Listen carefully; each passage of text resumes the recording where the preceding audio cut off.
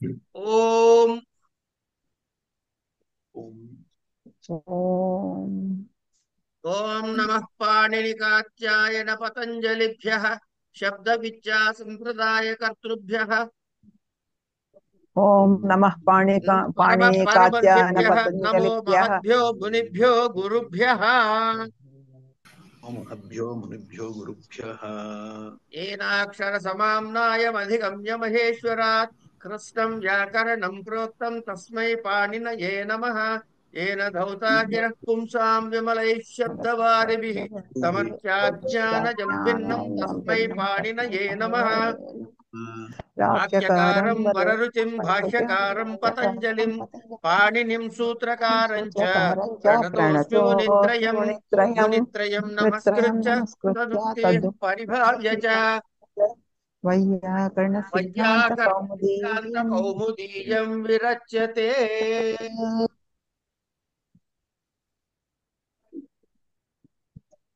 ఐవున్ ఆయున్ ఓం అయౌచ్ హయవరట్ లన్ యమగణనం ఛభై జబగడదస్ ఖఫ ఛఠ తచటతౌ కపై ససర్ హల్. మీరు దయచేసి పై కనకండి, మనసులోనే అనుకోండి, మ్యూట్ లో అయినా పెట్టినా ఆ పై కనండి.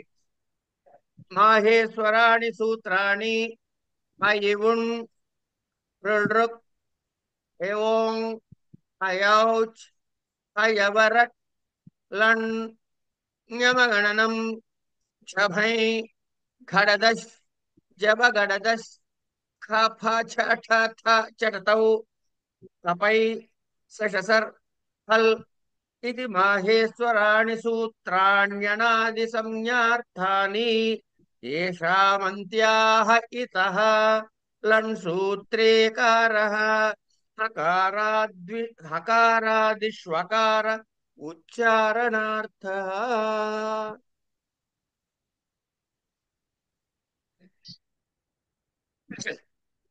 ఇప్పుడు ఒక ప్రశ్న వేస్తానండి, దయచేసి దానికి సమాధానము చెప్పుడి. ఇప్పుడు ఏం చేస్తాను, ఒక ప్రశ్న వేస్తాను. ఏం ప్రశ్న వేస్తానో నాకే తెలియదు ఇంకా.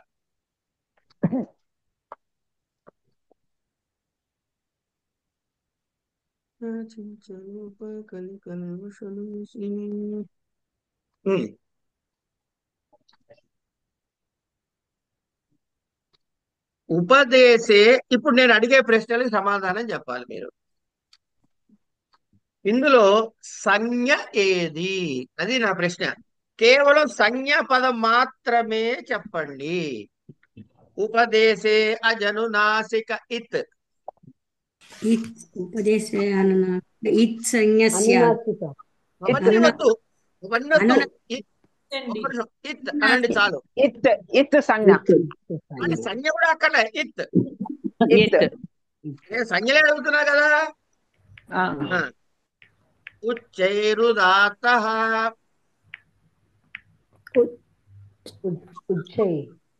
అనుదాత్తః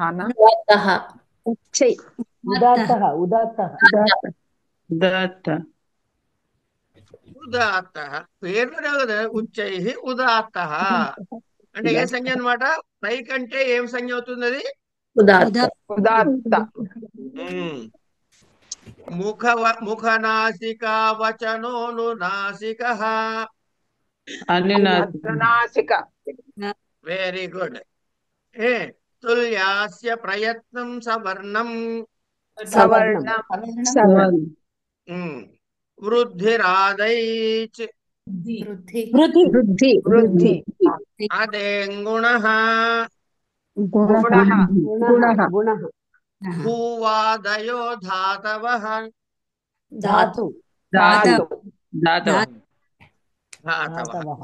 కరెక్టే, ధాతు అన్నా చాలు, ధాతవః అన్నా కాబట్టి మీరు ఏం చెప్పినా పెద్ద దానికి తప్పేం లేదు. అది బహువచనం, ఇది ఏకవచనం, అంతే తేడా. ఏమ్మా? వృద్ధిరాదైచ్ హ్రస్వం లఘు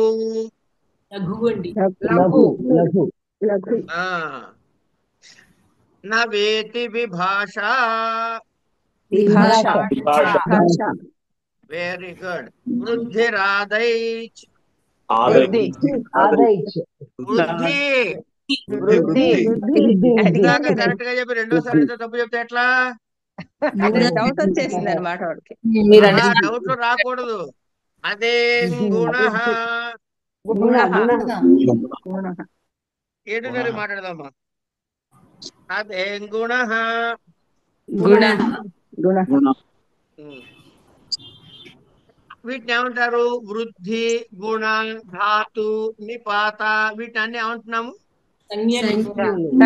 సంజ్ఞలు. ఇప్పుడు వృద్ధి అంటే ఏమి అర్థం ఇస్తుంది? మీకు ఏం అర్థం అవుతుంది? మంగళసూత్రం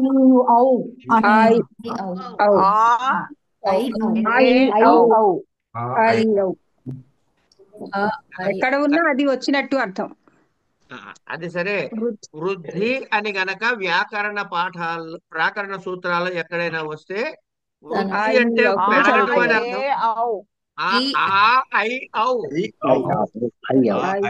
చదువుకోవాలి. వచ్చింది అనుకోవాలి, అంతే కదా?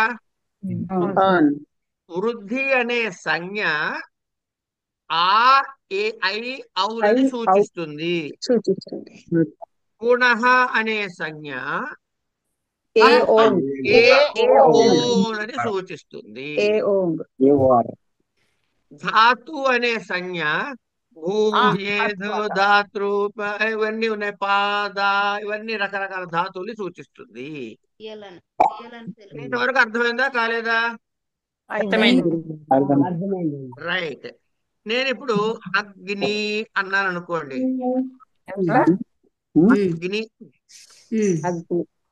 అగ్ని అంటే ఏమిటన్నమాట? అగ్ని దహతి, అగ్ని కాలుస్తుంది అన్నాను అనుకోండి. మీకు ఏమర్థమైంది? సూచిస్తుంది అగ్ని అనేది. అగ్ని సంజ్ఞ దహతి క్రియ. అది సరే. ఇప్పుడు ఒక్క నిమిషం వినండి.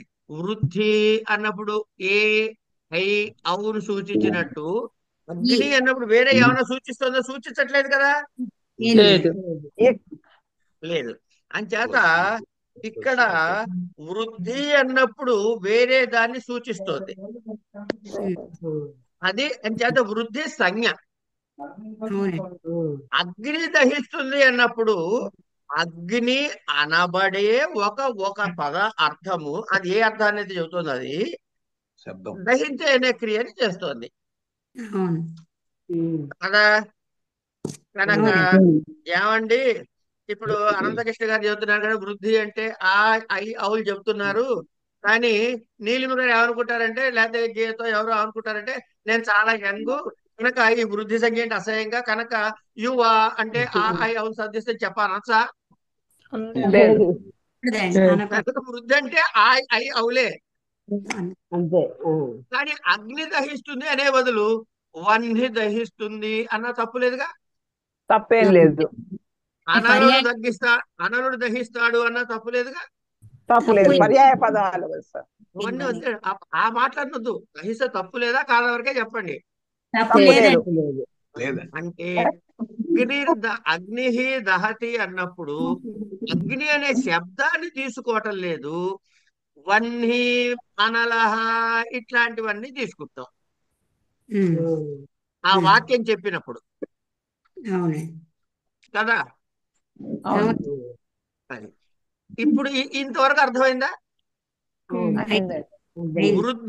వృద్ధి గుణ అనే శబ్దాలకి అగ్ని అనే శబ్దానికి డిఫరెన్స్ అర్థమైందా కాలేదా? ఇప్పుడు నేను చెప్పిన దానిలో. Very good. ఇప్పుడు సూత్రం చదువుకుందాం. సూత్రం ఏమిటి అంటే,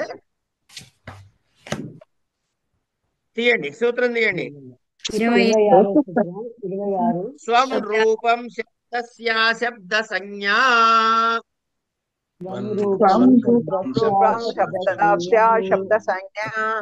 26. శబ్దస్య ఇంకా నేను చెబుతున్నప్పుడు వినాలన్నమాట, మీరు వింటారన్నమాట, నేను చెప్తానన్నమాట. శబ్దస్య స్వం రూపం సంజ్ఞే శబ్దశాస్త్రే యా సంజ్ఞ తాం వినా శబ్దస్య త్వం రూపం సంజ్ఞి. సంజ్ఞి అంటే సంజ్ఞ కలది అని అర్థం. అంటే శబ్దమునకు ఆ స్వం రూపం తన రూపము సంజ్ఞి గుర్తు. శబ్దస్య సంజ్ఞ అంటే ఏం చెబుతున్నానంటే ఇక్కడ ఏం చెబుతున్నాడంటే మనకి చాలా జాగ్రత్తగా ఫాలో కండమ్మా. ఇందులో పెద్ద కష్టమైన విషయం ఏం లేదు. మనకి సూత్రాల్లో ఒక చోట ఎక్కడో అగ్నేర్ ఢక్ అనే ఒక సూత్రం ఉంది. ఊరికి అనుకోండి కాసేపు. అగ్నేర్ ఢక్ అంటే అగ్ని శబ్దానికి ఢక్ అనే ప్రత్యయము వస్తుంది అని ఆ సూత్ర తాత్పర్యం. ఏమండి? అగ్ని అనే శబ్దానికి ఢక్ అనే ప్రత్యయం వస్తుంది. కనుక మీరు ఏం చెయ్యాలి అంటే స్వం రూపం శబ్దస్య చేత ఇక్కడ అదే సంజ్ఞ అవుతుంది అన్నాడు. ఏమన్నాడు వ్యాఖ్యలో? శబ్దస్య స్వం రూపం సంజ్ఞి శబ్దశాస్త్రే. ఈ శబ్దశాస్త్రం అంటే వ్యాకరణంలో ఏదైతే పదము చెబుతున్నారో ఆ పదమే దానికి గుర్తవుతుంది అని అర్థం. అంటే ఇక్కడ మనము అగ్నేర్ ఢక్ అని అన్నప్పుడు ఇక్కడ మనం ఏం చెప్పుకోవాలి అంటే ఆ శబ్దాన్నే తీసుకోవాలి, కానీ దాన్ని అర్థాన్ని లక్ష్యంగా తీసుకోకూడదు. అంటే ఇప్పుడు నేను అగ్నేర్ ఢక్ అన్నప్పుడు ఈ ఢక్ అనే ప్రత్యయాన్ని శబ్దాన్నే తీసుకోమన్న, అర్థాన్ని తీసుకోమనలేదు. కనుక నేను వహ్నిని తీసుకోవచ్చా? తీసుకోకూడదు. లేదు లేదు అనలుని తీసుకోవచ్చా? లేదు కృపీటయోని అంటే తీసుకోవచ్చా? లేదు అంటే ఇవన్నీ అగ్నికి పర్యాయ పదాలే అమ్మా. ఈ పేర్లు ఏవి తీసుకోకూడదు. అగ్ని అనే శబ్దాన్ని మాత్రమే తీసుకోవాలి. అర్థమైందండి? పావక తీసుకోవడానికి లేదు, వహ్ని తీసుకోవడానికి లేదు, అనలహ తీసుకోవడానికి లేదు. ఇట్లా అగ్ని శబ్దాన్ని ఇచ్చే అర్థాలు కల శబ్దాలని ఏవి తీసుకోకూడదు. ఏ శబ్దాన్ని చెప్పాడో అదే తీసుకోవాలి అన్నాడు. ఇందులో మీకు ఏమైనా అభ్యంతరం ఉందా? లేదండి. కానీ అనొచ్చు కదండి మామూలుగా మనం వేరే కూడా. వాక్యంలో మాట్లాడట్లేదమ్మా, సూత్రాన్ని అప్లై చేయడానికి కదా మనం మాట్లాడుతున్నాం. నీలిమ గారు, ఓకే అండి. అక్కడే ప్రత్యయం ఎప్పుడు వాడాలి అంటే అగ్ని శబ్దం ఉన్నప్పుడు వాడమన్నాడు. అర్థమైందండి? అందుకని శబ్దశాస్త్రే, ఈ వ్యాకరణ శాస్త్రంలో ఎప్పుడైనా ఒక క్రియ చెప్తే ఆ చెప్పిన పదానికే వాడాలి తప్ప దాని అర్థం ఇచ్చేటటువంటి ఇతర పదాలు తీసుకోవద్దు అని చెబుతున్నాడు. ఎక్సెప్షన్ దేనికి ఇచ్చాడు? ఎక్సెప్షన్ చెప్పాడు. ఏమిటికిట అంటే వృద్ధి. ఎక్సెప్షన్ ఏం చెప్పాడండి? అయితే ఇది ఈ సూత్రము ఎక్కడ ప్రవర్తించదు అంటే వృద్ధి ఆది విధాయక శబ్దముల యందు ప్రవర్తించదు. ఇప్పుడు వృద్ధి గుణ అన్నాం అనుకోండి, ఇక్కడ ఏం తీసుకోవాలి? వృద్ధి తీసుకుంటాం. ఇప్పుడు అగ్ని ఢక్ అన్నప్పుడు అగ్నిని తీసుకోమన్నట్లు వృద్ధి అంటే వృద్ధిని తీసుకోకూడదు. మనం ఏం తీసుకోవాలి అక్కడ? అది కనుక ఏవైతే సంజ్ఞగా చెప్పబడ్డాయో, ఏమండి, ఏవైతే ఆ శబ్దము సంజ్ఞగా చెప్పబడిందో ఆ చెప్పబడని ఆ అసంజ్ఞ అంటే ఏదైతే చెప్పబడలేదో ఆ ఏ ఐములు అవి తీసుకోవాలి. సంజ్ఞగా వాడనటువంటి పదాలు ఏవైతే ఉన్నాయో అవి మాత్రం వాటి రూపాన్నే గ్రహించాలి తప్ప ఇతర రూపాన్ని గ్రహించకూడదు. క్లియర్ అయిందా కాలేదా? అంటే వృద్ధి అంటే ఆ ఐ ఔలు, గుణ అంటే గనక నిపాత అంటే నిపాత అంటే ప్రాదులన్నీ వస్తాయి, చాదులు వస్తాయి. ఉపసర్గ అంటే క్రియాయోగముతో కలిసిన ప్రాదులు. ఇట్లా మనం సంజ్ఞలు గుర్తుపడతాం. అగ్నేర్ ఢక్ అన్నాడు అంటే అగ్నిని మాత్రమే తీసుకోవాలి, కానీ ఆ అర్థబోధకమైన ఇతర శబ్దములను గ్రహించరాదు. ఇదండి ఈ సూత్రం యొక్క తాత్పర్యము. ఇది క్లియర్ అయిందా కాలేదా? అయిందండి. రైట్. ఏన విధిస్తదంతస్య, తర్వాత సూత్రం ఏన విధిస్తదంతస్య విశేషణం తత్తద్ అంతస్య సంజ్ఞా స్యాత్ స్వస్య చ రూపస్య అని చెబుతున్నాడు. అంటే ఏన విధి తదంతస్య స్వం రూపం అనేటటువంటి సూత్రం నుండి స్వం అనే పదాన్ని తెచ్చుకుంటాం. స్వం రూపం శబ్దస్య శబ్ద సంజ్ఞ అన్నామే, అందులోంచి స్వం అనే పదాన్ని తెచ్చుకుంటాం. ఈ తెచ్చుకోవడాన్ని ఏమనాలి? అనువృత్తి. Very good. అనువృత్తిగా తెచ్చుకుంటున్నాం. తెచ్చుకుంటే ఏమైంది? స్వస్య తన యొక్క, ఏన అంటే ఏన విధి, విధి అంటే ఏమిటంటే విధీయతే ఇది విధి, ఏది విధించబడుతుందో అది విధి అని అర్థం. ఏన విధి తదంతస్య అంటే ఏదైతే ఒక కార్యము చెప్పబడిందో, ఒక ఏదో చెబుతాడు కదా, ఏదో ఒక విశేషణంతో కార్యం చెబుతాడు. ఆ చెప్పిన కార్యము ఆ చెప్పిన ప్రదేశము యొక్క తన యొక్క రూపానికి సంజ్ఞ అవుతుంది అంటాడు. ఇది అంటే 1172 మర్చిపో ఉన్నారు కదండి. 1172 అంతే అండి. బుక్ లో 27 ఉంది, 72 మర్చిపోమని చెప్పారు నువ్వు. అవును, 1172 అండి ఇది. బుక్ లో 27 ఉందండి. అదే అదే అర్థమైంది. నేను ఆ బుక్ ఫాలో కావట్లేదు సార్, నా దగ్గర ఆ బుక్ లేదు, ఏగలేదు, నేను దిద్దుకోవాలి కదా, అది చెప్తాను. అందుకే 1172.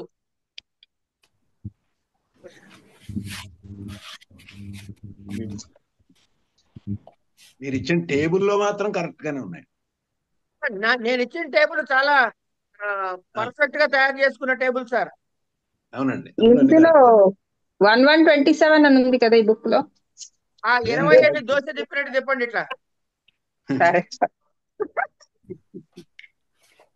ఇలా తిప్పి రాసుకోండి. దుర్గ గారికి నవ్వొస్తుంది. ఏంటో ఇట్లా ఇట్లా సరదాగా మాట్లాడడం అలవాటు అయిపోయింది, ఏం అనుకోకండి. పాఠం సీరియస్ గా ఇట్లా పెట్టి చెప్పడం చేత కాదు నాకు. సరే, వ్యాకరణానికి అలాగే ఉంది, అలాగే ఉండాలి. ఏ. ఇప్పుడు ఏన విధిస్తదంతస్య అన్నాడు. అంటే విశేషము చేత చెప్పబడినటువంటి విధి ఆ విశేషణముని స్వీకరించి దాని అంతమునందు ఇది ప్రవర్తిస్తుంది. ఏది ప్రవర్తిస్తుంది? ఎట్లా అంటే ఇప్పుడు అష్టాధ్యాయుల సూత్రంలో ఏదో ఒక విధి చెబుతాడండి, ఎక్కడ చేయాలి ఆ విధిని అని ఒక డౌట్ వస్తుంది కదా మనకి. ఏమండి, ఏదో సూత్రంలో ఫలానా చోట చెయ్యి, ఫలానా చోట చెయ్యొద్దు అని చెబితే మనకి దిగులు లేదు.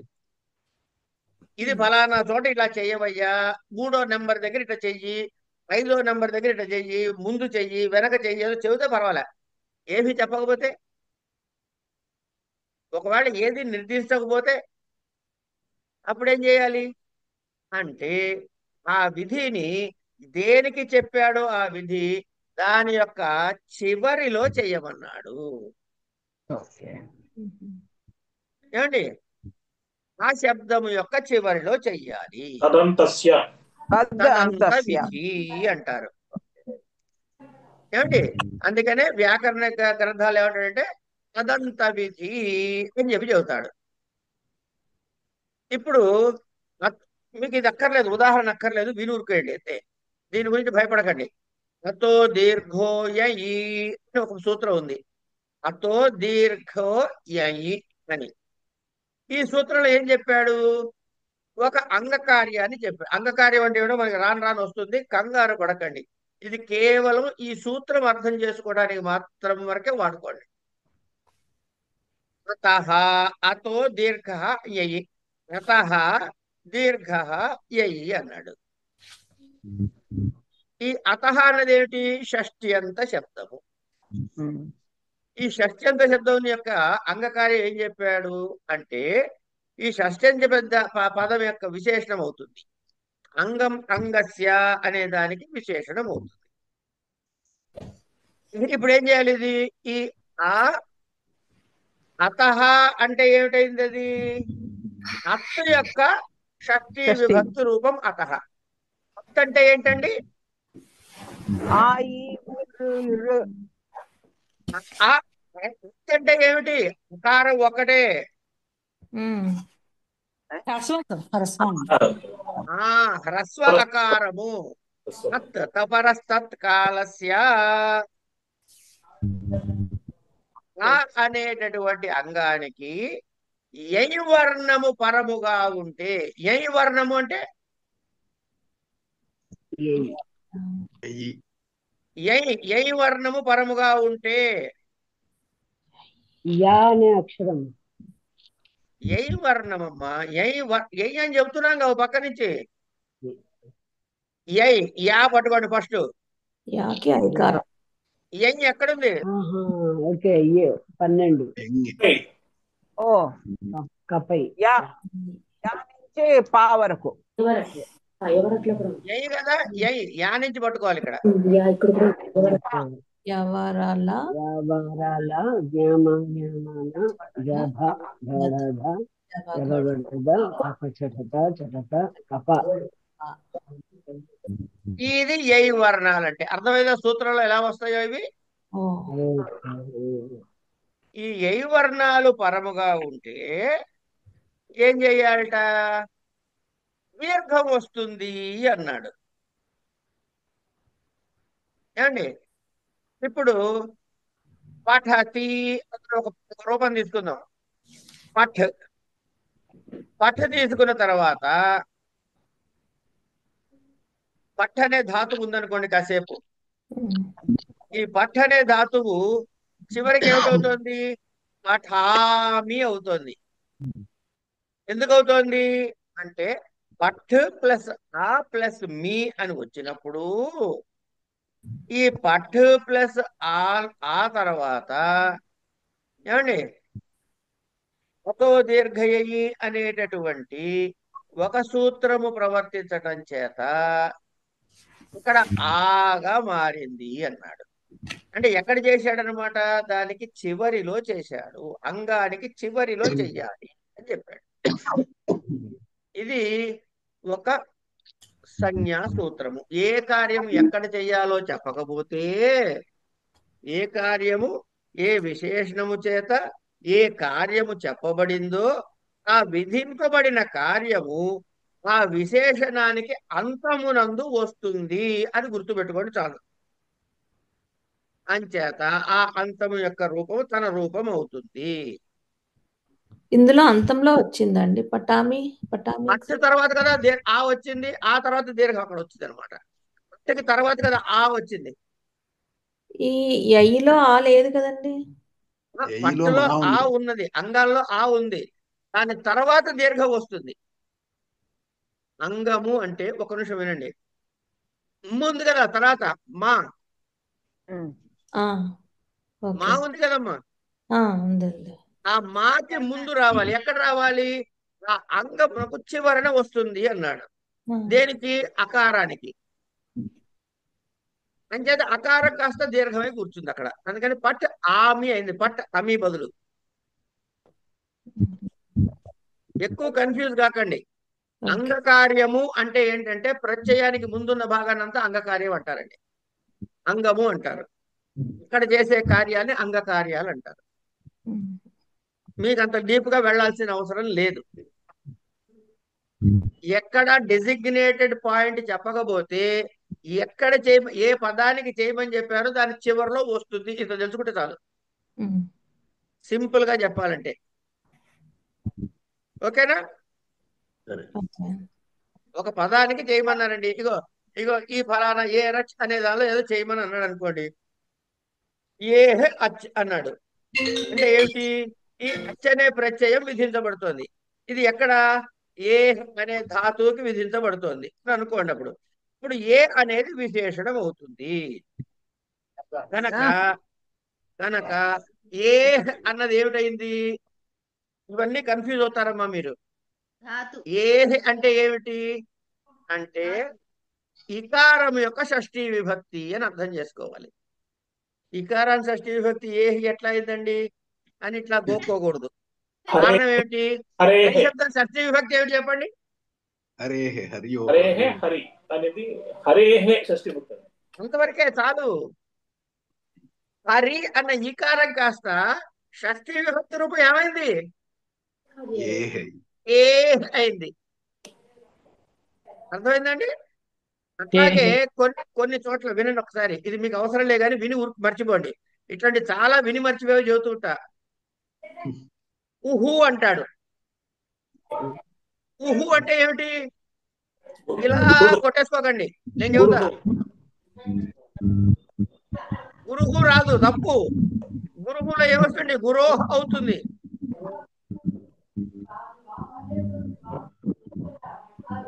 ఏమండి? గురుహు చెప్పిన వాళ్ళు వినండి. గురుహు అన్నప్పుడు గురోహ్ అవుతుంది కనుక ఊ కాస్త ఓ అవుతుంది. నేను షష్ఠీ రూపం ఊహు అంటున్నా. ఋకారానికి అవుతుంది. పితృ పితుహు, మాతృ మాతుహు. రుకారాంత పదాలు. ఋకారాంతానికి ఉహు అవుతుంది.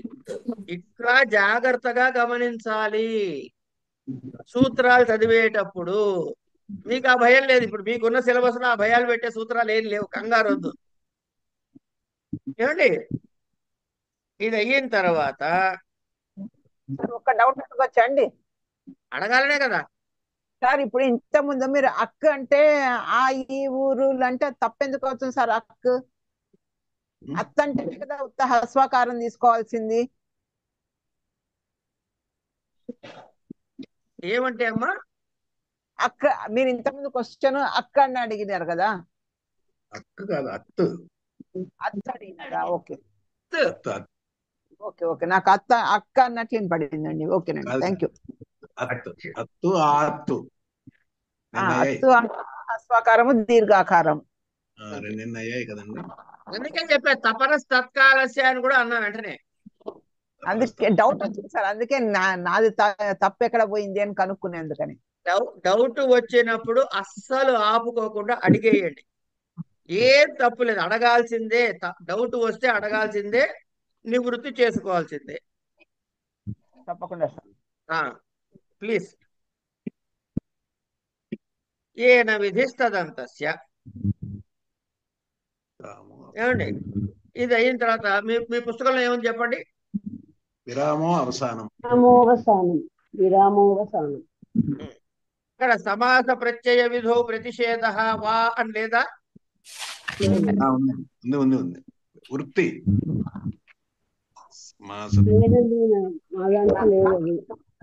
వార్త అని రాస్తుంది సార్. వార్త అని రాస్తుంది. సమాస ప్రత్యయ విధౌ ప్రతి 2 స్క్వేర్ల బ్లాంక్ పెట్టారు. అది ఇప్పుడు మళ్ళీ చెప్తా వినండి. ఏన విధిస్తదంతస్య అనే సూత్రం అయిన తర్వాత మీ పుస్తకంలో ఏముంటుందో ఇప్పుడు నేను చదివేది గమనించుకోండి. విశేషణం, నేను చదువుతున్నది వినండి అమ్మా. విశేషణం తదంతస్య సంజ్ఞా స్యాత్ స్వస్య చ రూపస్య. తర్వాత సమాస ప్రత్యయ విధో ప్రతిషేధ బ్రాకెట్ లో వా ఉగిద్వర్ణగ్రహణం వర్జం. ఇదే కదా ఉంది అక్కడ? ఉంది, ఉందండి, ఉంది. రైట్. ఇప్పుడు మీరు ఏం చేయాలంటే సమాస ప్రత్యయ విధౌ ప్రతిషేధ వా వరకు అండర్లైన్ చేసుకోండి.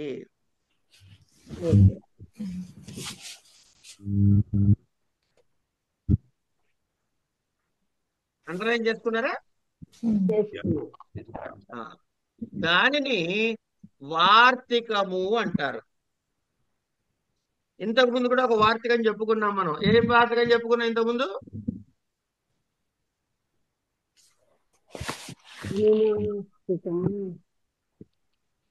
ఏం వార్తికం చెప్పుకున్నాం?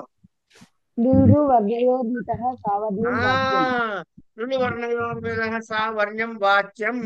13వ పేజీ. సిద్ధం అది అట్లాగే ఇది ఇంకొక వార్తికం. వార్తికం అంటే కూడా సూత్ర సమానమే, సూత్రమే, సూత్ర సమానం సూత్రమే, కానీ వృత్తిలో చెప్పినటువంటి సూత్రము.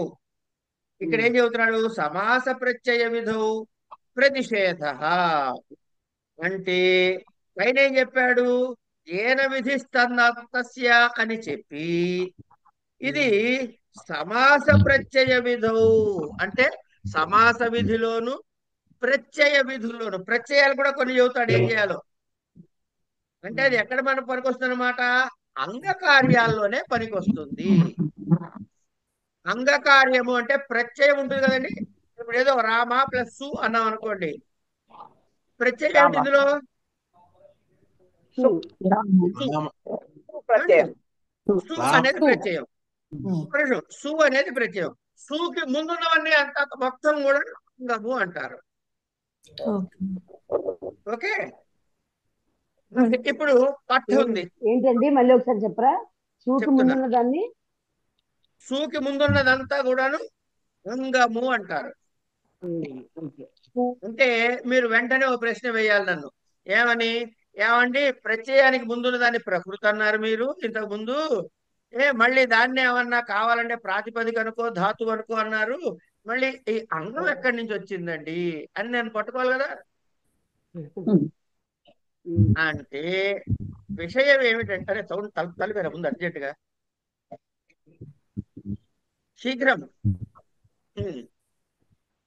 అంటే ఇప్పుడు వినండి, పట్ అనే ధాతు ఉంది, ఉందా లేదా?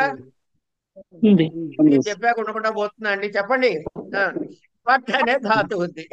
ఈ ధాతువుకి మనము మిప్ అనేటటువంటి ఒక ప్రత్యయాన్ని కలుపుతున్నాం కనుక ఈ పట్ అన్నది ఏమిటైంది? ధాతువు. మిప్ అన్నది ప్రత్యయము. మీరు ఎందుకు ఏమిటి అని అడగండి, ఎందుకంటే అది మీకు సంబంధం లేదు ప్రస్తుతం. ఈ పట్టు దానికి ఒక ఈ ప్రత్యయం కాకుండా ఈ పట్టు అనే ధాతువుకి ఇంకొక ప్రత్యయం వస్తుంది, ఇంకొక ప్రత్యయం. అది ధాతువుకి సంబంధించే ప్రత్యయం. అది అనుకోండి కాసేపు. ఇప్పుడు ఈ అనే దాన్ని మనం ధాతువు అనొచ్చా? అనలేదు. పోనీ ప్రాతిపదిక అనొచ్చా? కాదు. కాదు. మరి దీనికి ఒక పేరు పెట్టుకోవాలిగా. కనుక సరే, ఒక్క నిమిషం తెలిసిన వాళ్ళు చెప్పకండి, వినండి. దీన్ని ఏమంటారు? వికరణ ప్రత్యయము అందాం కాసేపు. అంటే మొత్తాన్ని ఎలా చెప్పాలి మీరు? చదువు వికరణ ప్రత్యయము, స్టింగ్ ప్రత్యయము అని చెప్పాలి. మనం మెయిన్ ప్రత్యయం ఏంటి? ఈ మిప్ అనే ప్రత్యయం, అవునా కదా? ఇప్పుడు మిప్పుకు ముందు ఏమేమి ఉన్నాయి? మిప్పుకు ముందు ఏమేమి ఉన్నాయి? పట్టుంది, ఆ కూడా ఉంది. అది అంగం. పట్టు ఉంది, ఆ కూడా ఉంది. కనుక ఈ పట్టుకి ఆకి కలిపి మీసాల బ్రాకెట్ పెట్టి దీనిని అంగము అన్నాం. అర్థమైందండి? కనుక ప్రాతిపదిక plus any other thing that come over there, that is, అది మీకు సంబంధం లేదు. ప్రత్యయానికి ముందు ఉన్నటువంటి ఏవైనా రానియండి కాక, ది ఎంటైర్ థింగ్ ఈస్ కలిపి అంగము అంటాం. కనుక ఇప్పుడు రామ ప్లస్ సు అన్నాం అనుకోండి కాసేపు. రామ ఏమిటి? ప్రాతిపదిక. ఇప్పుడు ప్రత్యయానికి ముందుంది కదా, కనుక దాన్ని అంగమని కూడా అనొచ్చుగా. అంతే అంతే అండి. అర్థమైందా కాలేదా? రైట్. ఇది ఈ డిఫరెన్స్ ఏంటండి? అమ్మా, అంగముకి ధాతువుకి డిఫరెన్స్ ఏంటి మరి? ధాతువు ప్లస్ సమ్ అదర్ థింగ్ కలిసి ఉంటే ఆ మొత్తం బ్లాక్ ని N block you call it as అంగం. Okay sir. సరే, ఇవి ఈ ఏన విధి సదంతస్య అన్నది సమాసాలు చేస్తున్నప్పుడు, అలాగే ఈ మాడిఫికేషన్స్ ప్రత్యయాల్లో చెప్పినప్పుడు పనికి రావు అని చెప్పాడు. అంతే, ఇక్కడ ప్రతిషేధము అన్నాడు. అంటే అంగము అనేటటువంటి బ్లాక్ లోనే ఈ ఏన విధి సదంతస్య అనే సూత్రం ఆపరేట్ అవుతుంది.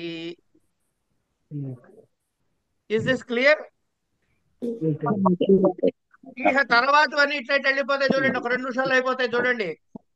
పరసన్నికర్ష విరామోవసానం, విరామ అవసానం. ఎక్కడ ఎండ్ అవుతుందో దాన్ని అవసానము అనే సంజ్ఞతో చెబుతారు. ఏమండి, రామ పఠతి అన్నారు అనుకోండి, రామ తర్వాత బ్రేక్ వచ్చిందా లేదా? వచ్చింది. పఠతి తర్వాత బ్రేక్ వచ్చిందా లేదా? వచ్చింది. ఆ ఎండ్ ని విరామము అంటారు. ఎక్కడ బ్రేక్ వచ్చిందో దాన్ని విరామం, దానికి పెట్టుకున్న పేరు అవసానం. ఫుల్ స్టాప్ లాగా. అంతే. అంటే దీనికి టెక్నికల్ గా ఏం చెప్తున్నా చూడండి, వర్ణానాం అభావ అవసాన సంజ్ఞ స్యాత్. అంటే రామ తర్వాత ఇంకొక వర్ణము రాలేదు, ఎక్కడ వర్ణము అభావమో లేకుండా పోతుందో దాన్ని అవసానం అన్నాడు. దీనికి ఇంతకు మించి ఎక్స్ప్లెనేషన్ అక్కర్లేదు. తర్వాత పరసన్నికర్ష సంహిత. ఏం లేదండి, చాలా సింపుల్ గా మీకు అర్థమయ్యేలా చెప్పనా? ఓ 4 ఫ్రెండ్స్ ఉన్నారనుకోండి, ఇద్దరే కూర్చునే బెంచ్ ఉందనుకోండి, అది ఇరుక్కుని కూర్చుంటారే ఒకదాని పక్కన బాగా అతుక్కుని. ఆ వర్ణాలన్నీ బాగా దగ్గరగా ఉంటే దాన్ని సన్నికర్ష సంహిత అన్నాడు. ఏం లేదమ్మా, వర్ణానాం అతిశయ సన్నిధి సంహిత సంజ్ఞ స్యాత్. వర్ణములు ఒకదానికోటి పక్కన బాగా అతుక్కుని ఉంటే దాన్ని ఏమంటారు? సంహిత అంటారు. ఇంకా అలవేల మంగమ్మ గారు జీవితంలో సంహిత అంటే మాట మర్చిపోయారు, టేబులే గుర్తొస్తుంది. తప్పకుండా. సరే, కనుక పరసన్నికర్ష సంహిత. తర్వాత సుప్తింగంతం పదం. సుప్పులనేటివి అంతముగా ఉన్నదాన్ని, తింగ్ అనే ప్రత్యయం అంతముగా ఉన్నదాన్ని పదము అంటారు. సుబంతం తిగంతంచ పద సంజ్ఞం స్యాత్. అంటే పదము అనే స్థితి రావాలంటే అది సుబంతమన్నా కావాలి, తింగంతమన్నా కావాలి. ఇప్పుడు నేను ఒక ప్రశ్న అడుగుతా, ఏమండి? అక్షయము అన్నా నేను, లేదా అక్రూరుడు అన్నా. ఈ క్రూ ఎలా ఉంది? క్రూరుడు కానివాడు అక్రూరుడు. అవన్నీ కాదమ్మా, క్రూ ఎలా ఉంది అంటే కకార రకారములు ఉందని చెప్పాలి.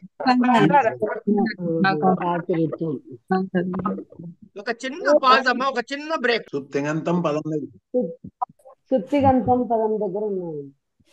అక్రూరుడి దగ్గర ఉన్నాడు సుప్తింగంతం పదం అంటారు. అకారం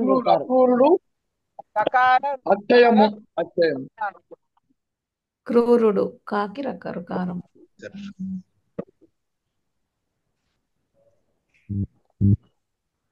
మీరు ఎప్పుడు చూడండి ఒకటి చూపిస్తా మీకు. నిషేధం రామాయణం అంటే మరా మరా మరా. ఉండండి ఉండండి ఉండండి,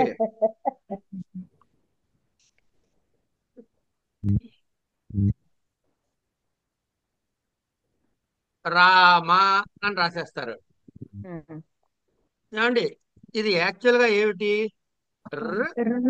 ప్లస్ ఆ మధ్యలో మాట్లాడద్దు, ఆ ప్లస్ ప్లస్ ఆ. ఈ రామ. ఇప్పుడు రాకి మాకి దీనికి తర్వాత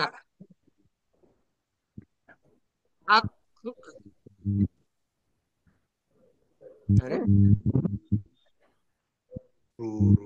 అక్రూర అని రాస్తే ఇదేట రాస్తాము ఆ ప్లస్ చెప్పండి ప్లస్ ప్లస్ ఉ ప్లస్ ప్లస్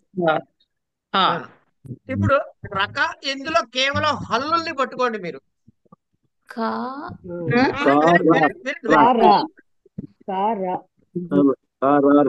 తిష్ట తిష్ట తిష్ట తిష్ట ఉండండి, నేను చెప్పలే. ప్రశ్న చెప్పకుండా మీరేం చెబుతారు అమ్మాయి?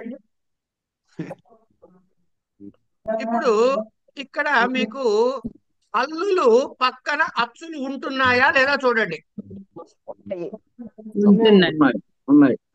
ఉంటున్నాయి కానీ కుకి రుకి మధ్యలో లేదుగా అచ్చు. సరే ఇంకోటి రాస్తా.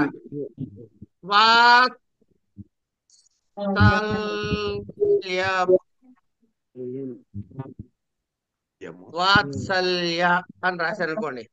దీన్ని చెప్పండి.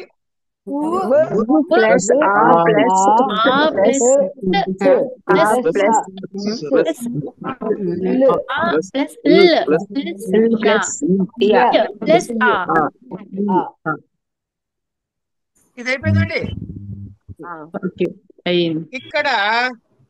ఇక్కడ మీకు ఏమేమి వచ్చాయి?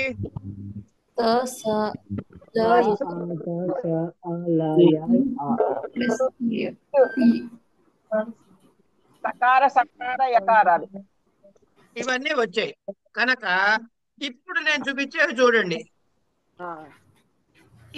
ఈ రెండు ఉన్నాయి కదా, ఈ కకార రకారాలు, ఈ తకార సకారాలు, లకార యకారాలు. వీటికి మధ్యలో మీకు ఏమన్నా అచ్చుందా? లేవు. అంటే హల్లుకి మధ్య హల్లుకి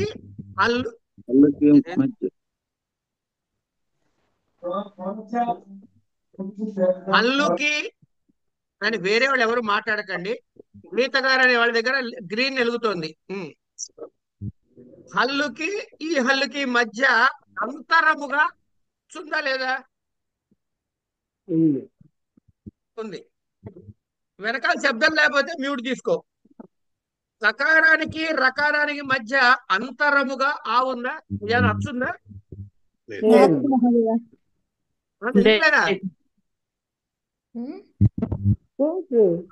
ఉందా లేదా? మరి చెప్పండి ఆ మాట. వకారానికి తకారానికి మధ్య అంతరముగా హల్లు ఉందా? ఈ యకారానికి తర్వాత అచ్చుందా? ఈ సకారానికి లకారానికి మధ్య అంతరముగా అచ్చుందా? నేను చెప్తున్న మాట వినండి. అంతరముగా అంతరముగా అంతరముగా అంటున్నా. ఇది పట్టుకోండి ఈ మాటని.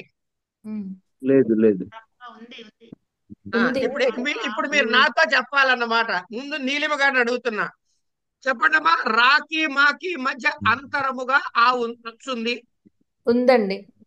అనండి. ఉందండి. మధ్యలో అంతరముగా ఉంది. కావద్దు, అచ్చు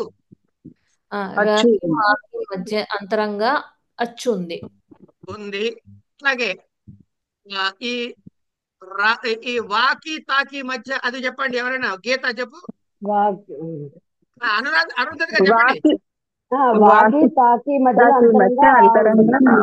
అచ్చు ఉంది. ఈ తర్వాత ఈ సాకి లాకి మధ్య అది చెప్పండి. ఎవరైనా అచ్చు ఉంది గురుగారు.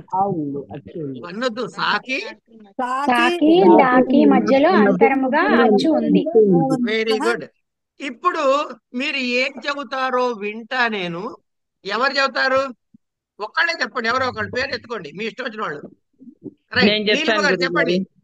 ఈ కాకి రాకి మధ్య చెప్పండి. ఇప్పుడు కాకి రాకి మధ్యన అంతరంగా అచ్చు లేదు. అంచు లేదు అనే మాటకుండా ఇక్కడ అంతరాన్ని మార్చి చెప్పండి. కాకి రాకి మధ్యలో అంతరంగా కాకుండా అంతరం లేదు. పక్కన వచ్చింది. అలా కాదమ్మా, అంతరముగా లేదు అనే బదులు లేదుని ముందు కలిపి చెప్పండి, ఒకే పదంగా చెప్పండి అంటున్నా. అనంతరముగా అనంతరం అనంతరం వ్యవధానం కాకి రాకి మధ్య అచ్చు లేదు. అనంతరం అనంతరముగా అచ్చు ఉంది. అనంతరంగా అనంతరంగా పెట్టేశాం అచ్చు ఉంది. పెట్టేశాం అచ్చు ఉంది. అంతే కదా. అంటే అర్థం ఏమిటైంది? రెండు హల్లుల మధ్యన అచ్చులు లేకపోవుట అనే స్థితి. ఏమండి? ఇలా ఉన్న వాటిని ఏమంటారంటే సంయోగ. ఈ సంజ్ఞకి ఏమంటారు? సంయోగం. సంయోగ. హల్లుల మధ్య అచ్చు లేకపోతే సంయోగ అంటారు గురుగారు. అంటే కలహ అంటే హల్లుల మధ్యలో, అంతరః సంయోగ. హలోనంతరా సంయోగ.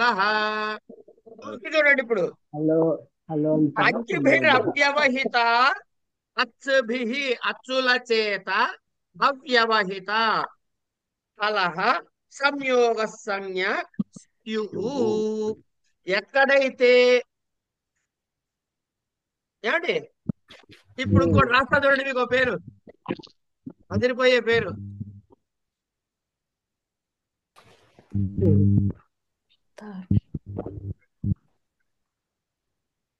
తార్క్ష్యః అని రాశా.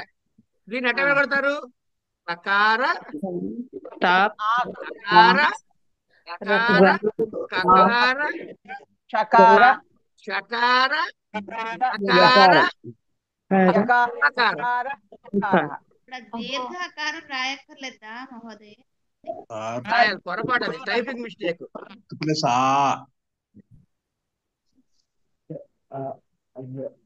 ఇది సంయోగమే. కకార రకారములు సంయోగమే. ఏమండి? ఇట్లాగే ఇక్కడ సకార సకారము సంయోగ, లకార లకార యకార సంయోగ. ఇక్కడ కకార కకార షకార యకారములు ఇదంతా కలిపి సంయోగ. సంయోగ అంటే ఏంటి? మనకి తెలిసిన భాషలో చెప్తాలంటే సంయుక్తాక్షరము లేక ద్విత్వాక్షరము. మనం తెలుగులో చెప్తాం కదా, ద్విత్వాక్షరం అంటే ఒకే హల్లు 2 సార్లు వస్తే ద్విత్వాక్షరం అంటాం. రెండు వేరు భిన్న భిన్న హల్లులు వస్తే సంయుక్తాక్షరం అంటున్నాం. ఇక్కడ అలాంటి తేడా ఏం లేదు. ఏకాక్షరం ఒకే అక్షరం రానియండి, అనేక అక్షరాలు హల్లులు రానియండి, దాన్ని ఏమంటాం మనం? సంయోగ. సంయోగ. హలోనంతరా సంయోగ. ఇప్పుడు నెక్స్ట్ ఆ అన్నాం అనుకోండి, ఇది హ్రస్వమా దీర్ఘమా ప్లుతమా? ఇది దీర్ఘం. ఈ హ్రస్వానికి ఇంకొక పేరు లఘు. దీర్ఘానికి గురువు. అవద్దమ్మా, నేను చెప్తాగా. నేను చెప్తాగా. మా మనోడు ఇట్లాగే అంటాడు, నేను చెప్తాగా. ఇంతకీ అంటే హ్రస్వానికి ఇంకో పేరేమిటి? లఘు. లఘు. ఇప్పుడు మీ తెలివితేటలు ఉపయోగించి ఈ ఆ అన్నది లఘువా గురువా చెప్పండి నాకు. ఇప్పుడు ఇది ఈ వా అన్నది అది సంయుక్తాక్షరం ముందున్నది గురువు అవుతుందా? మా సుధా గారు చెబుతా అదే చెప్పబోతున్నా. అది చెప్పడం కోసం ఈ బాధ అంతా. ఇది ఈ ఆ అన్నది లఘువు, ఈ వా అన్నది గురువు అయిన తర్వాత సూత్రం చదవండి. సంయోగే గురు అన్నాడు. ఏమిటి? లఘువు కాస్త లఘు సంజ్ఞ కాస్త సంయోగే గురువు అని అవుతుంది. సంయోగే అని అంటే ఏ విభక్తిలో ఉంది? సప్తమి. సప్తమి. ఈ సప్తమి విభక్తిలో ఎక్కడైనా మీకు వస్తే దాని ముందుకి చెయ్యాలి ఆ పని. సంయోగే గురు అన్నాడు. దీనిలోకి ఏం తెచ్చుకోవాలి? పైనుంచి లఘు తెచ్చుకుందాం. లఘు సంయోగే గురు అంటే ఇది లఘువే, కానీ ఇక్కడ సంయోగం ఉంది కదా, కకార రకారాలు. సో ఇప్పుడు ఆ లఘు అవదు, గురువు అవుదు. అప్పుడు ఆ అవుతుంది, గురువు అవుతుంది. గురువు అవుతుంది. అంతే. ఈ ఆ మామూలుగా అయితే హ్రస్వమే. ఆ అనేది హ్రస్వానికి హ్రస్వం, లఘు అనే ఇంకో సంజ్ఞ వచ్చింది.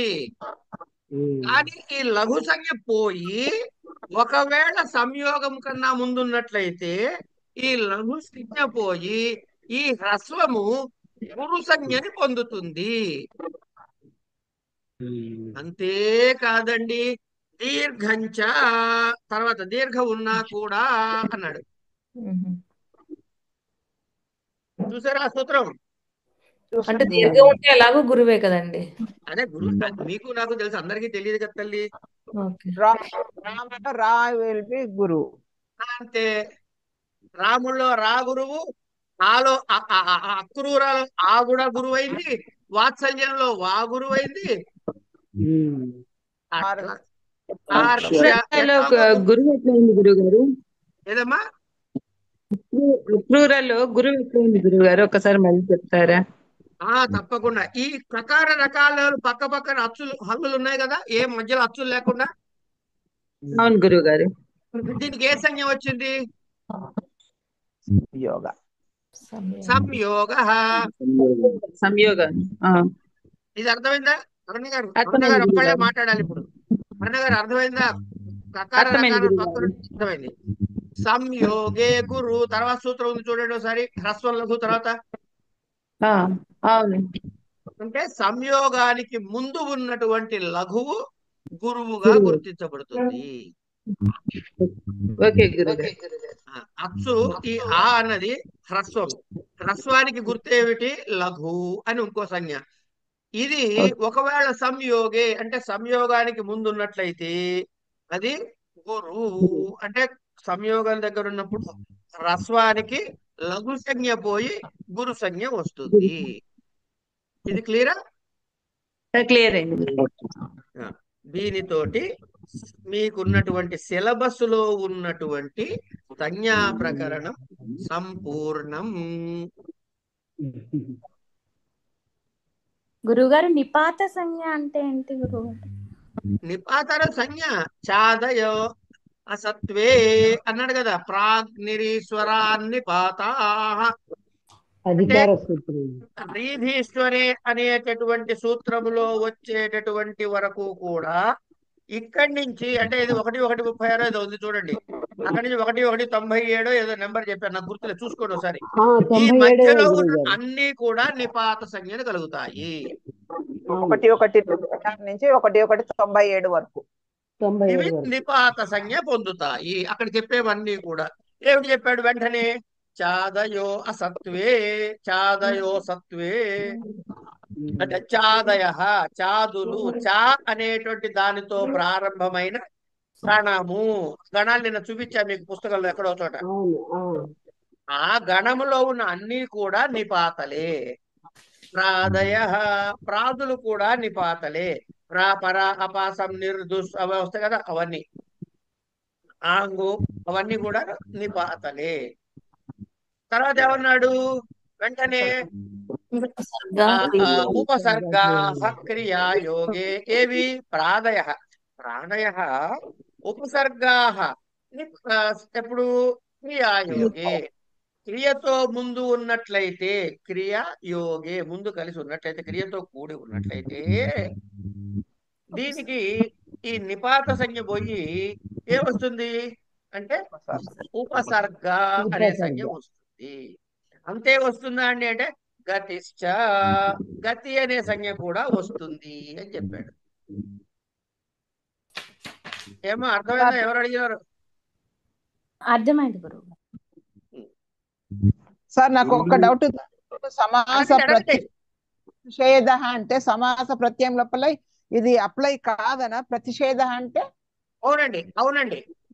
Okay sir. నిషేధ నేను చదువుతాను, నాతో పాటు చదవద్దు, నేను అన్న తర్వాత మీరందరూ కలిసి అనండి. సంజ్ఞా ప్రకరణం హలంత్యం ఆదిరంత్యేన సహేత ఉపదేశే జనునాసిక ఇత్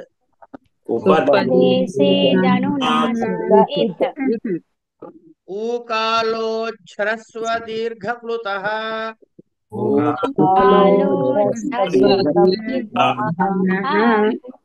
ఉచ్చైరుదాత్తః నీచైరనుదాత్తః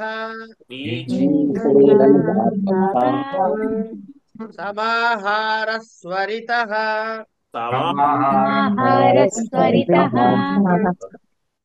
తస్యాదిత ఉదత్తమర్థ హ్రస్వం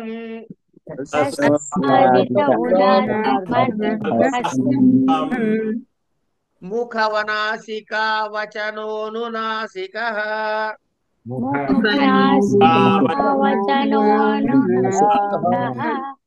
తుల్యాస్య ప్రయత్నం సవర్ణం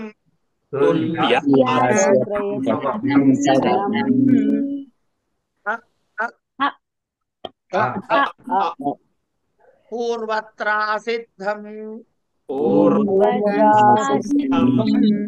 నాఛలౌ అనుదిత్ సవర్ణస్య చ ప్రత్యయః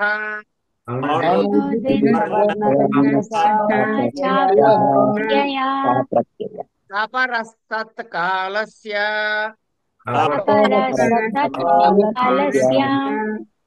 వృద్ధిరాదైచ్ అదేంగుణః భూవాదయో ధాతవః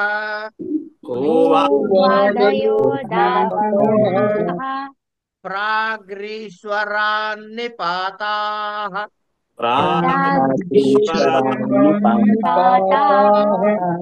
చాదయో సత్వే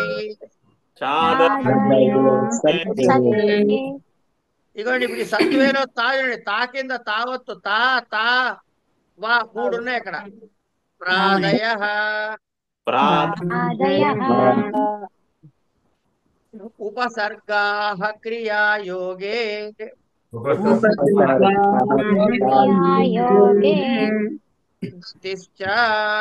గతిశ్చ నవేతి విభాషా స్వం రూపం శబ్దస్యా శబ్ద సంజ్ఞా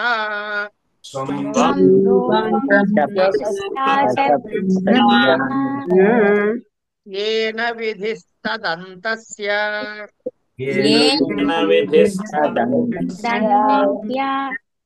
విరామోవసానం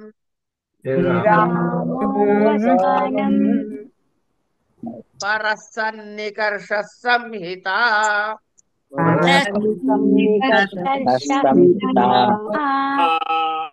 సుక్తిగంతం పదం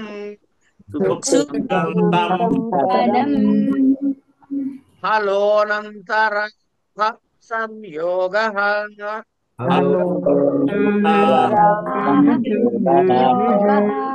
హ్రస్వం లఘు సంయోగే గురు దీర్ఘంచ